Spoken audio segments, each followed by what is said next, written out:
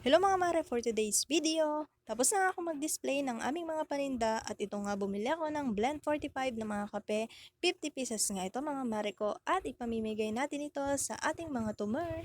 Sasamahan pa nga natin ng mga biskwit yan, mga Mars. At ayan, Blend 45 baka naman. At ito na nga, ginugupit-gupit ko na itong aking mga kape na ipamimigay para naman mamaya abot na lang ng abot ng inyong tindera. Ngayong araw nga ay pasisiyahin naman natin ang ating mga customer kahit sa konting ibibigay lang natin, sana maging masaya ang ating mga tumer. Dahil nga sa mga blessings na nare-receive natin, kailangan din natin magbahagi kahit koonti nga lang po. Kaya maraming salamat kay Lord kasi hindi niya tayo pinababayaan. At habang ako nga ay nagugupit dito ng mga kape, is meron na rin pong bata na kukuha po ng GCash. Ito din talaga yung pinagkakakitaan ko dito sa aming tindahan, itong pagka-cash in at pagka-cash out ng ating mga tumer. Dahil nga sinusuportahan tayo ng ating mga tumer at palagi nga silang bumibili dito sa aming tindahan, ngayon naman sila naman po yung aking bibigyan.